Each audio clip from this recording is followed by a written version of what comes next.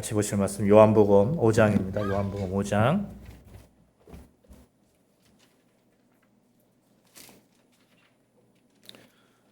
요한복음 5장 1절부터 9절 말씀. 제가 한 절 읽고 여러분이 한 절 읽고 교독하도록 하겠습니다.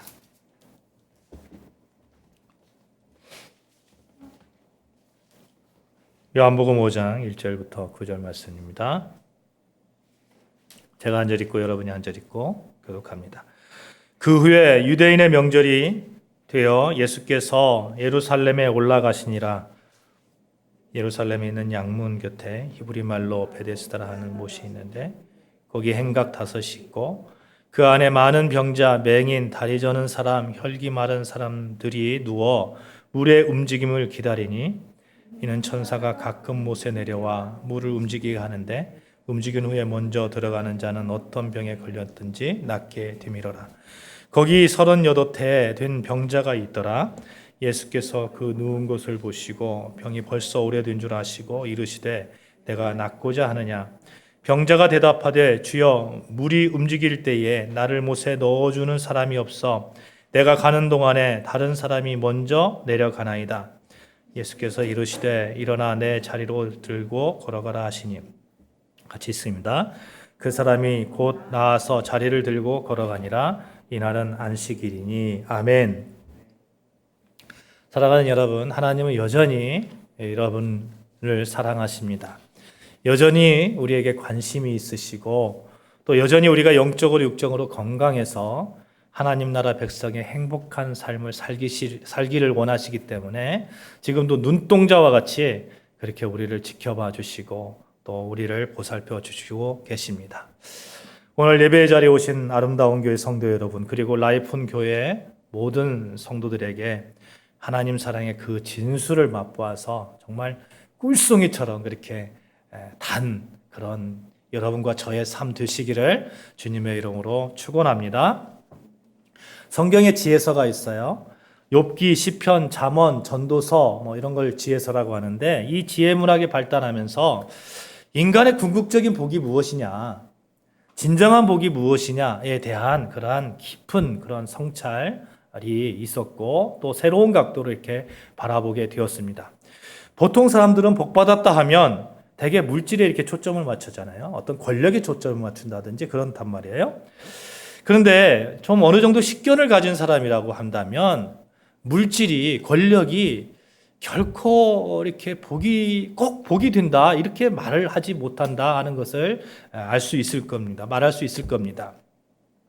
행복하기 위해서 물질이 필요하다면, 행복하기 위해서 어떤 권력이 필요하다면 여러분 물질이 꼭 행복을 결정합니까?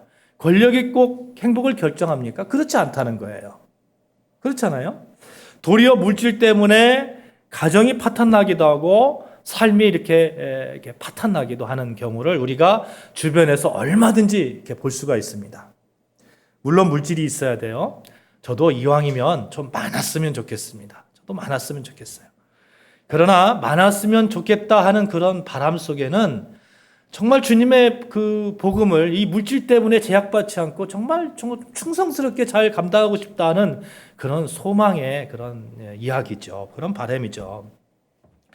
여러분, 복이 무엇이라고 생각합니까? 여러 가지로 대답할 수 있을 겁니다. 그런데 소위 성경에서 이 지혜롭다고 말하는 사람들이 있잖아요.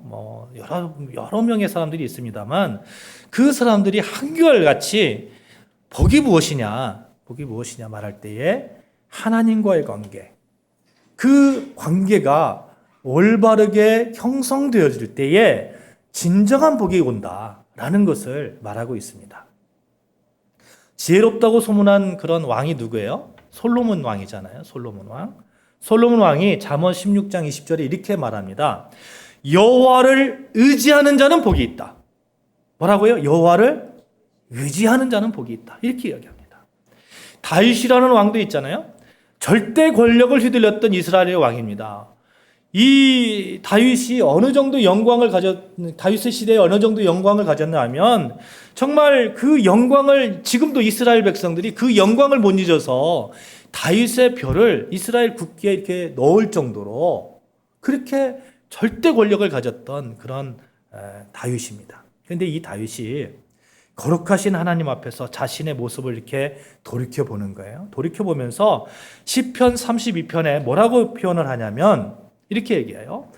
여호와께 정죄를 당하지 않은 자가 복이 있다. 이렇게 이야기합니다.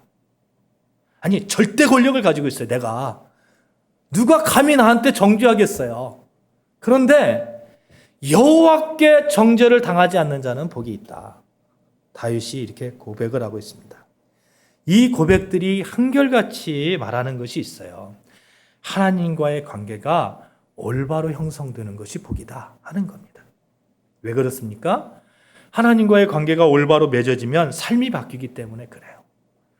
사랑의 사람으로, 생명의 사람으로, 자족의 사람으로, 행복한 사람으로, 하나님의 자녀로 그렇게 변하기 때문에 그런 것입니다. 완전히 딴 사람이 되는 거죠. 완전히. 그래서 복 있는 사람 삶으로 전환되는 전제 조건이 있다면 하나님을 만나는 거예요. 예수님을 만나는 겁니다. 예수님을 내 삶 깊숙이 이렇게 들어오실 수 있도록 이렇게 마음의 문을 여는 겁니다. 극동방송의 김정환 목사님 계시잖아요. 극동방송 사장님이신 김정환 목사님이 유명한 말씀하셨잖아요. 사람이 사람을 만나면 역사가 생기고 사람이 하나님을 만나면 뭐가 생긴다고요? 기적이 생긴다고 말씀하셨습니다. 정말 맞는 말씀이에요. 여러분, 사람이 사람을 만나면 역사가 생기잖아요. 그렇죠? 사람들끼리 역사를 만들어 가는데 사람이 하나님을 만나면 우리의 삶 가운데서 하나님의 기적이 내 삶 속에 적용되는 거예요. 적용되는 거예요. 예수님의 12제자가 있었어요. 그들 모두는 그렇게 세상적으로 보면 대단한 사람들이 아니었습니다. 평범한 시골 어부도 있었고요. 그리고 당시에는 죄인 중에 죄인이라고 했던 세리도 있었고 또 성질 급했던 사람도 있었고 의심만 한 사람도 있었습니다. 분명한 점은 이들 모두 좀 소위 말해서 좀 세상에 이렇게 내세울 만한 어떤 것들이 그렇게 풍부하지 않았던 사람들이에요. 뭐 권력이 많았다든지 아니면 지혜가 출중하다든지 뭐 아니면 뭐 지식이 많았다든지 뭐 이런 사람들이 아니라는 거죠. 그들은 뭐 품이 있고 지혜가 출중하고 갑부인 사람들이 아닙니다. 도리어 어떻게 보면 예수님을 만나기 전에 그들은 세상적으로 좀 보면 좀 거칠고 또 무지하다 이렇게 표현할 수 있는 그런 사람들이었습니다. 그런데 그들이 예수님을 만나고 전혀 다른 사람으로 변화되잖아요. 3년 동안 예수님과 동거동락하고 마가의 다락방에서 성령이 오심, 그 성령에 오실 때 그 능력을 받고 성령의 은혜를 받고 역사상 가장 이상적인 교회를 이렇게 세우는데 일조했던 사람들입니다. 여러분, 우리가 역사상 가장 그 이상적인 교회를 들러가면 많은 반론에도 불구하고 초대교회를 예를 들잖아요. 왜 초대교회를 예를 듭니까? 초대교회 사람들은 그들은 목숨을 걸고 신앙을 지켰어요. 그렇죠? 그들은 신앙을 전파했고 또 그 신앙으로 사랑을 실천했기 때문에 그렇습니다. 이 초대교회를 세웠던 탁월한 지도자들이 이 예수님의 제자들 아닙니까? 박해와 탄압에도 꿋꿋하게 세상을 향해서 복음을 전하고 하나님의 사랑을 전했던 위대한 사람. 이들의 복음이 전함이 있었기 때문에 여러분과 제가 지금 이렇게 예배드리고 있는 거잖아요. 그렇잖아요. 여러분, 하나님과의 관계가 이렇게 잘 형성되잖아요. 그러면 곧바로 쓸모 있는 사람이 되는 거예요. 여러분, 내가 쓸모 있는 사람이 되고 싶습니까? 그러면 하나님과의 관계를 먼저 설정하는 거예요. 먼저. 복된 사람이 되고 싶습니까? 그러면 하나님과의 관계를 먼저 올바르게 형성하는 거예요. 기적을 만들어가는 그 현장에 있고 싶습니까? 그러면 하나님과의 관계를 올바르게 이렇게 형성하는 거예요. 오늘 예배의 자리에 나오신 여러분 모두 하나님과의 관계, 예수 그리스도와의 관계가 잘 이렇게 정말 잘 형성되어서 복된 삶, 축복의 삶, 정말 행복한 삶 되시기를 주님의 이름으로 축원합니다. 아멘. 사도 바울도 고린도후서 3장 5절에 뭐라고 말씀하느냐면 우리의 만족은 오직 여호와께로서다. 이렇게 말합니다. 우리의 만족은 어디로부터 온다고요? 여호와께로부터 온다. 이렇게 말하고 있는 거예요. 유한한 인간에서 나오는 만족이 영원하지 않잖아요. 그렇잖아요. 내가 사람과의 관계 속에서 찾아오는 그런 만족이 있단 말이에요. 아내의 관계, 남편과의 관계, 자녀와의 관계, 이런 관계 속에서 오는 그런 어떤 행복이 있어요. 그 행복이 정말 영원합니까? 그렇지 않아요. 그렇지 않아요. 어떤 때는 만족함이 있고 어떤 때는 그렇지 않아요. 그런데 우리의 만족이 오직 하나님께로부터 온다. 하나님께로부터 온다. 왜요? 하나님은 무한하신 분이잖아요. 천지를 창조하신 그 하나님이시잖아요. 그러니까 하나님께로부터 오는 만족은 정말 영원하고 끝이 없고 그런 무한한 그런 만족이 우리 삶 가운데 오는 거예요. 사람들을 보면 만족함이 없고 복이 허울 뿐일 수 있지만 하나님을 바라보면 진정한 복 가운데 우리가 한가운데 그 복 한가운데 탁 서 있는 거예요. 그래서 만족함의 삶을 살 수 있는 겁니다. 복음성가 중에 이런 찬양이 있어요. 사람을 보고 세상을 볼 때 만족함이 없었네. 나의 하나님 그분을 볼 때 나는 만족하겠네. 저기 빛나는 태양을 보라. 또 저기 서 있는 산을 보아라. 천지 지으신 우리 여호와 나를 사랑하시니 나의 하나님 한 분만으로 나는 만족하겠네. 아멘. 아멘. 천지를 지으신 여호와가 나를 사랑하는데 내가 그 사랑을 받는 그런 사람인데 내 만족이 오죽하겠냐 하는 거예요. 여러분, 하나님께서 나를 사랑하신다는 그 믿음 안에 선다면 우리의 만족은 영원한 만족이 되는 거예요. 정말 바울이 고백했던 것처럼 우리의 만족은 오직 하나님께로부터 온다는 그 고백이 있는 거예요. 그러니 얼마나 행복할 수 있겠습니까? 여러분, 우리가 삶의 만족을 위해서 중요한 것이 있어요. 바로 하나님 곁에 있는 거예요. 하나님 곁에. 예수님을 만나는 거예요. 예수님을 내 삶 속에 맞아들이는 거예요. 예수님과 동행하는 거예요. 오늘 말씀은 이 예수님을 만나서 삶의 이 변화가 있었던 그 한 사람 이야기잖아요. 예수님께서 명절을 맞이해서 예루살렘 성전으로 이렇게 올라가십니다. 올라가시는 길에 양문이라는 그런 문이 있었어요. 양문은 이 양들이 희생제물을 드리는 양들이 이렇게 들락날락하는 그런 문입니다. 근데 그 양문 곁에 베데스다 연못이 있었습니다. 꽤 큰 연못이에요. 베데스다라는 뜻은 자비, 은혜 이런 뜻이니까 베데스다의 은혜의 못, 자비의 못 이런 뜻이 되겠죠. 근데 그 베데스다 연못에는 이런 전설이 있었어요. 가끔 천사가 내려와서 물을 이렇게 동하게 하는 거죠. 물을 움직이게 하는 거예요. 근데 그때 제일 먼저 들어가는 사람은 낫는다는 거예요. 미신 같은 전설이죠. 그러니까 오늘 성경에서도 그 얘기를 할 때는 가로쳐 놨어요. 예. 그렇죠?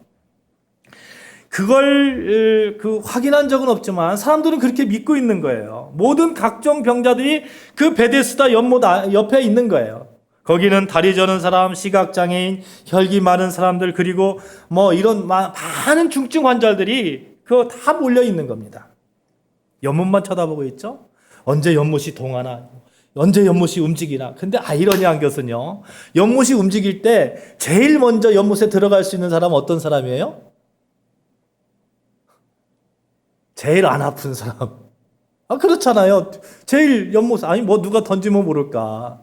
제일 연못이 움직일 때 제일 먼저 들어갈 수 있는 사람은 제일 안 아픈 사람일 거예요. 누워서 그냥 있는 사람은 들어갈 수가 없는 거죠. 움직일 수 없는 사람은 들어갈 수 없는 거예요. 그렇게 세월이 가는 거예요. 그렇게. 그곳에 예수님께서 찾아가셨습니다. 그 많은 환자들 가운데서 한 사람을 주목하는 거예요. 그 사람은 참 은혜죠. 그 사람이 어떤 사람이냐면 38년 된 중증 환자입니다. 그를 예수님께서 보시고 또 그의 병이 오래된 것을 아시고 그를 향해서 사랑의 눈빛으로 다가가십니다. 그런데 이 38년 된 중증 환자는 어떤 사람일까요? 정말 이 절망 속에 있었던 사람이 아닐까요? 그렇잖아요. 한 5년 지나면 내가 병이 나을까? 10년 지나면 나을까? 20년 지나면 나을까? 혹시 이렇게 동할 때 누군가 나를 이렇게 넣어주지 않을까? 그런 소망들이 38년 동안 좌절됐던 사람입니다. 절망 가운데 있었던 사람이에요.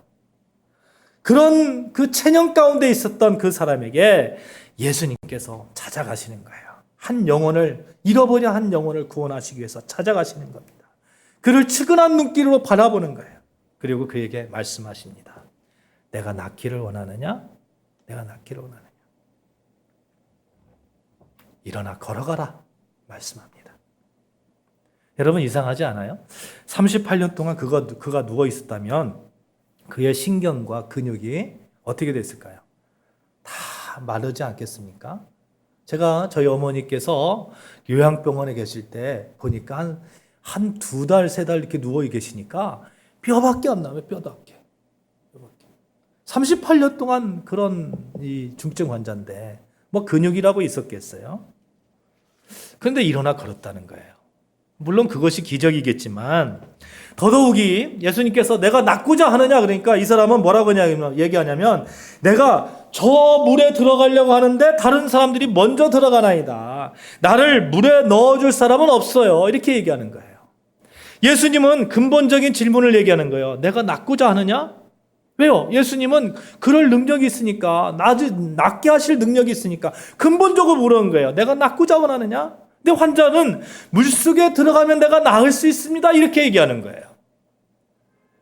환자는 예수님이 어떤 분인지 몰랐겠죠. 그러니까 그렇게 대답했을 것입니다만 여러분 우리도 그럴 때가 있어요. 예수님께서 근본적으로 내 삶에 들어오셔서 이렇게 우리에게 이렇게 질문하실 때에 우리가 엉뚱한 곳을 바라보면서 예수님께 간구합니다. 나 저 베데스다 연못에 넣어주세요. 아니 예수님께서 직접 고쳐주시겠다고 하는데 엉뚱하게 하나님 나 저 베데스다 연못에 넣어주세요. 그것이 해결책이라고 생각하는 거예요. 예수님이 해결해 주실 문제를 물질이 친구가 사업이 권력이 학벌이 해결해 줄 것이라고 믿고 그것을 구하는 거예요. 그러니 늘 절망할 수밖에 없는 것이죠. 이 환자도 지금 절망 속에 있었던 사람입니다. 한 번도 물이 동할 때에 누가 이렇게 물속에 넣어주는 사람이 없었어요. 좌절하고 분노하고 때론 원망했던 그런 사람입니다. 나는 고독하다고, 나는 외롭고 나를 도와줄 사람이 세상 천지에 아무도 없다고, 내가 38년 동안 낫고자 그렇게 이 자리를 지키고 있었는데 나는 버려진 존재라고. 이 병자는 그렇게 이야기하고 있는 거죠. 그런 그에게 예수님께서 말씀하십니다. 일어나 걸어가라. 이 말씀이 그에게 다가왔어요. 그가 갑자기 일어나 걸어가기 시작합니다. 이 환자의 입장에서는 일어나 걸어가라는 그 말씀 속에 한편은 제가 환자 입장에 한번 대봤어요. 그러면 여러 가지 복합적인 그런 생각이 교차했을 것 같아요. 뭐냐면 내가 근육이 힘도 없고 일어나 걸어갈 수 있는 방법도 없는데 웬 미친 사람이 와가지고 나한테 일어나 걸어가라고 그래. 물이나 넣어줄 것이지. 이렇게 생각할 수도 있었을 거예요. 또 한편으로는 정말 저분이 선지자일까? 저분이 선지자라면 정말 그리스도 선지자라면 메시아라면 그런 능력이 있지 않을까? 한번 해볼까? 이런 마음도 있었을 거예요. 그런데 그는 결단했습니다. 일어나 걸어가기로 결단했어요. 그가 일어나 걸어갔어요. 여러분, 무엇이 38년 동안 중증에 시달렸던 사람, 그리고 전혀 소망이 없어 절망 가운데 있었던 그 사람이 예수님의 말씀 한마디에 일어나서 걸어갈 수 있었을까요? 오늘날을 살고 있는 여러분과 저에게 어떻게 적용될 수 있을까요? 우리와 무슨 상관이 있을까요? 만약 오늘 주님께서 여러분에게 오셔가지고 일어나 걸어가라고 이렇게 말씀한다면, 예, 제가 걷겠습니다, 이렇게 대답할 수 있을까요? 절망 속에 누워 있는데 갑자기 일어날 수 있을까요? 이 베데스다의 사람은 절망에 처해진 사람이었는데, 우리가 만약에 그렇게 절망 가운데 있었다면 베데스다 사람처럼 그렇게 확 일어나서 걸어갈 수 있을까요? 내가 낫고자 원하느냐라는 그러한 예수님의 말씀에 엉뚱하게 대답하지는 않을까요? 주님께서 우리를 향해서 이제 일어나라, 걸어가라, 소명을 감당하라 이렇게 말씀하시는데, 주님, 저는 걸을 수 없어요. 저는 38년 동안 그렇게 살았어요. 건강도 없어요. 나는 돈도 없어요. 나는 재물도 없어요. 나는 직장도 없어요. 나는 가족도 없어요. 나는 능력도 없어요. 나는 지혜도 없어요. 나는 믿음조차 없어요. 이렇게 변명하지는 않을까요? 그런데 이런 변명하고 믿지 못하는 자에게까지 기적이 일어난다는 거예요. 기적이. 뭡니까? 왜 그렇습니까? 예수님을 만나니까, 예수님이 찾아오시니까 기적이 일어나는 거예요. 사랑하는 여러분, 여기서 중요한 것을 발견하게 됩니다.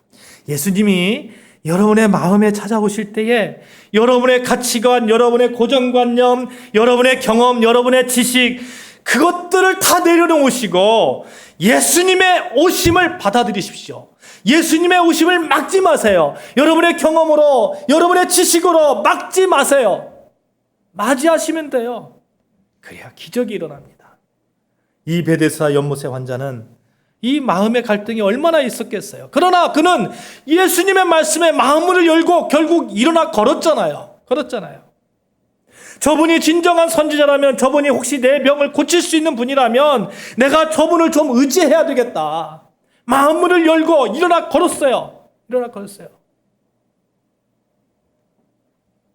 사랑하는 여러분, 그러는 거예요.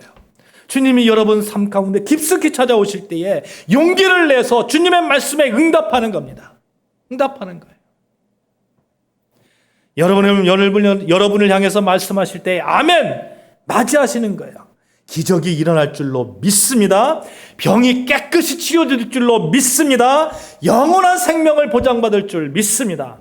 하나님을 찬양하는 자로 우뚝 설 줄로 믿습니다. 여러분이 놀라운 기적의 현장에 있을 줄로 저는 믿습니다. 만약 여러분이 예수님께서 이렇게 착 찾아오실 때에, 주님, 예수님이 내 친구 되시니 감사합니다. 예수님이 내 아픔을 고쳐주실 것이니 감사합니다. 이렇게 고백하면서 마음문을 여신다면 얼마나 소망이 생기고 기적을 경험하고 세상에 줄 수 없는 평안의 소유자가 되겠습니까? 천국 백성의 삶을 내가 너에게 선사하겠다. 예수님께서 말씀하실 때에 아멘, 제가 천국 백성이죠. 내가 그런 삶을 살겠습니다. 하면 되는 거예요.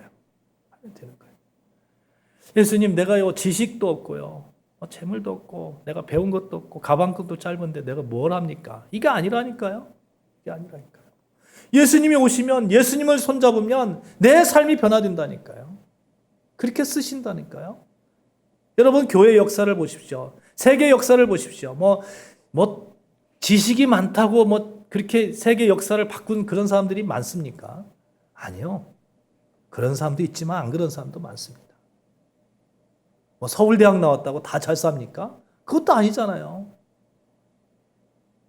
그렇지 않아요. 지식이 그 사람의 삶을 결정짓지 않습니다. 사랑하는 여러분, 이 믿음의 출발, 이걸 우리가 가져야 됩니다. 믿음의 출발은 이 말씀을 듣고 마음을 여는 거죠. 믿기를 원하면 마음을 여는 겁니다. 기적을 원하면 마음을 여는 거예요. 주님 오시옵소서. 내 마음에 오시옵소서. 주님 나에게 임재하여 주시옵소서. 성령으로 오시옵소서. 부정적인 그런 체념과 절망으로 꽉 막힌 내 마음에, 의심의 마음은, 상처 입은 내 마음 예수님 앞에 내어놓습니다. 주님 오시옵소서. 주님 이 마음을 치료하여 주시옵소서. 주님께서 치료해 주십니다. 주님, 내가 지금 병에 걸렸어요. 이 병 앞에서 내가 당당하게 하여 주시옵소서. 이 병 앞에서 내가 품위를 잃지 않게 하여 주시옵소서. 주님께서 찾아오시면 우리가 마음문을 열고 그렇게 고백한다면 주님께서 일어나 걸어가라 분명히 말씀하실 줄 믿습니다. 주님께서 오실 때 마음문을 닫아버리잖아요. 그러면 마치 이런 거죠. 한강 있잖아요. 한강에 콜라병 있잖아요. 콜라병에다가 뚜껑을 확 닫아요. 콜라병 뚜껑을 확 닫고 이 한강물에다 탁 던졌어요. 한강물이 은혜의 강물이라고 한번 생각해 봅시다. 한강물에다 콜라병을 뚜껑을 탁 닫고 던졌어요. 그러면 은혜의 강물이 콜라병 속에 들어갑니까? 안 들어갑니까? 절대 들어갈 수 없어요. 절대. 예수님께서 우리에게 찾아오실 때에 우리 마음을 열지 않으면 예수님께서 주시는 그 은혜에 우리가 그 은혜의 도가니에 있을 수 없다니까요.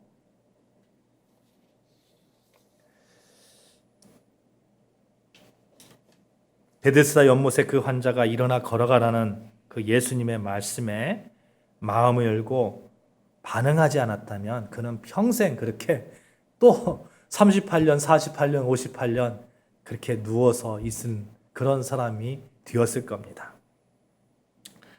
사랑하는 여러분, 오늘 여러분은 무엇이 없다고 생각합니까? 내가 걸을 수 없는 것이 무엇이라고 생각합니까? 내가 뭐가 없기 때문에 돈이 없고 빽이 없고 재능이 없고 지혜가 없고 건강이 없다고 여러분 그렇게 혹시 탓하지는 않습니까?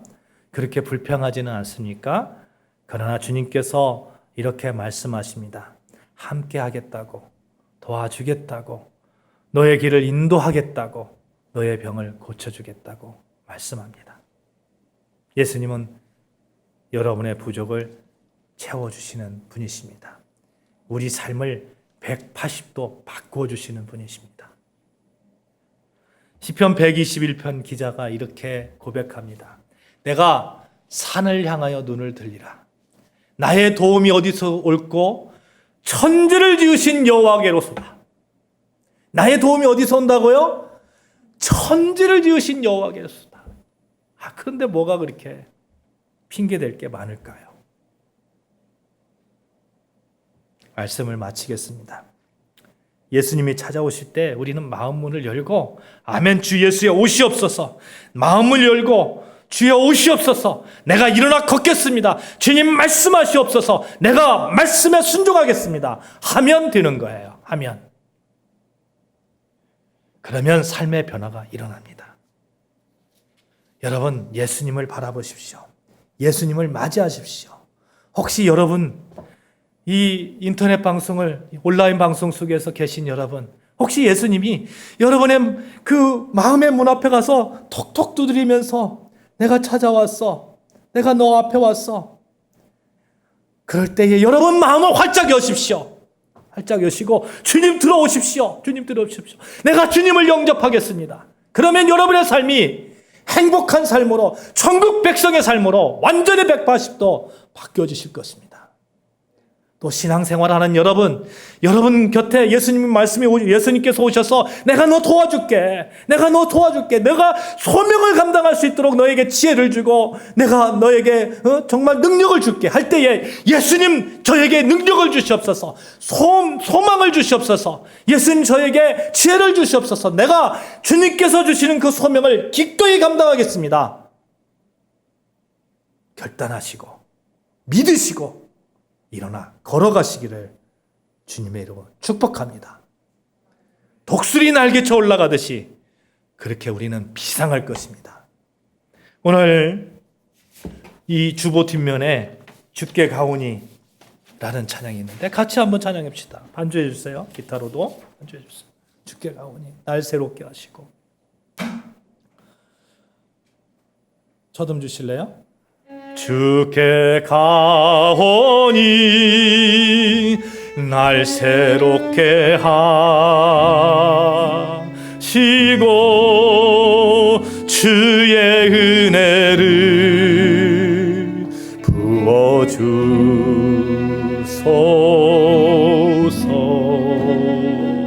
내 안에 발견한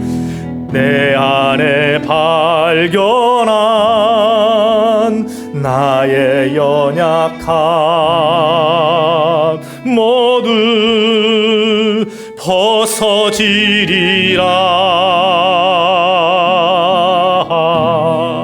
주의 사랑으로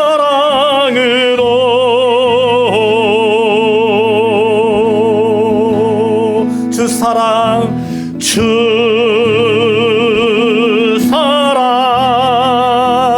나를 붙드시고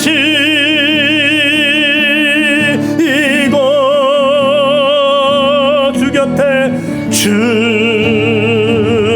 곁에 날 이끄소서. 독수리 날개쳐 올라가듯이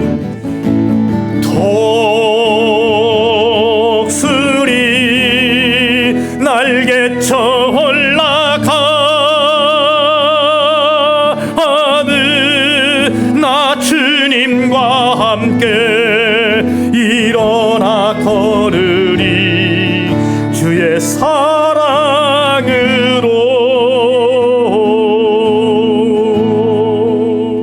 하나님 아버지 감사합니다.